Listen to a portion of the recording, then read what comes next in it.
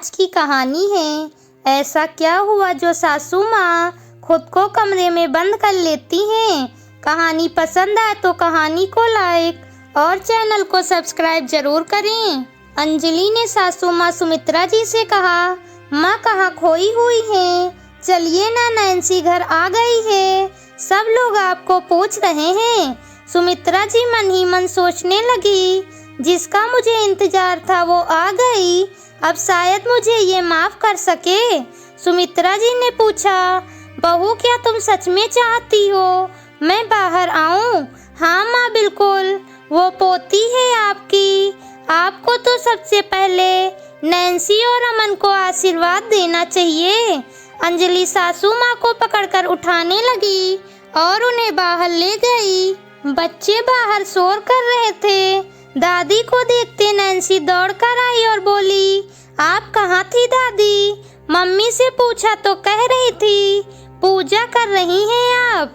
सुमित्रा जी आश्चर्य से अपनी बहू अंजलि की तरफ देखने लगी, जिसने सुमित्रा जी के भावों को समझ बच्चों से बात बनाकर उन्हें बचा लिया था। शाम को नैन्सी अपने ससुराल चली गई। अंजलि सब कुछ करके सुमित्रा जी के पास गई और बोली, माँ आप अब मुझे बताइए, आप कमरे में जाकर क्यों बैठ गई थी? नैन्सी तो आपकी पोती है, शादी में भी आप छिप रही थी, विदाई के समय भी दूर से ही आशीर्वाद दे रही थी, और आज वो घर आई तो आप जाकर कमरे में बैठ गई।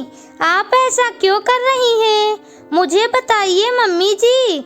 सुमित्रा जी बोली, बहू वो हमारे में विधवा किसी शुभ काम में सामने नहीं रहती ना, फिर शादी का घर था।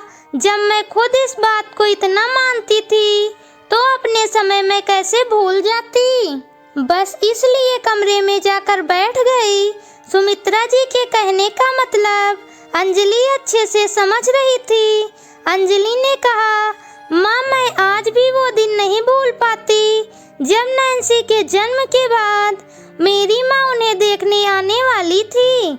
आपने कह दिया छठी जैसे शुभ काम में तुम्हारी माँ का आना सही नहीं है।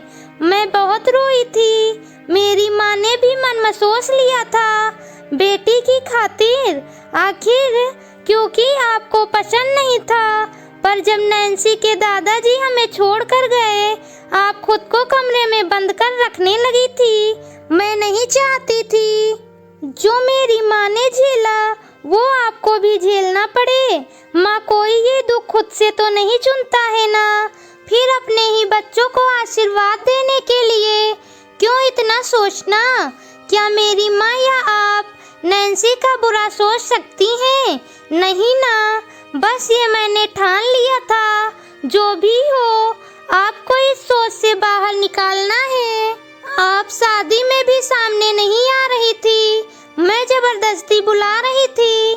सुमित्रा जी ने कहा, बहू मुझे खुद समधन जी को समझना चाहिए था, आखिर मैं भी एक औरत हूँ, दुख किसी को बताकर तो नहीं आता है ना।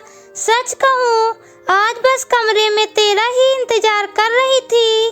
शादी के समय बहुत से लोग थे, मुझे लगा तुम सबको दिखाने के लिए मुझे बुला रही होगी, लेकिन आज तुम मुझे अपनी नई नवेली बेटी दामाद को आशीर्वाद देने क्यों ही बुलाओगी? जब मैंने खुद तेरी माँ को मना कर दिया था, मुझे तो समधन जी से माफी मांगनी चाहिए बहू।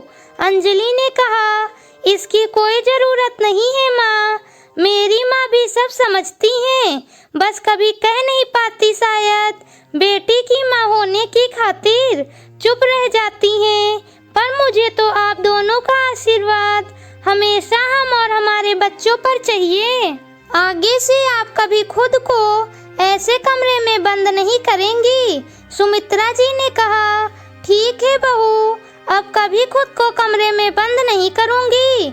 इस कहानी से हमें यही सीख मिलती है कि ऐसे विचार हम क्यों किसी के प्रति रखें जिन पर खुद का जोर नहीं। ये तो भगवान की मर्जी है जो कभी भी किसी के साथ भी हो सकती है। दोस्तों आप लोगों की क्या राय है?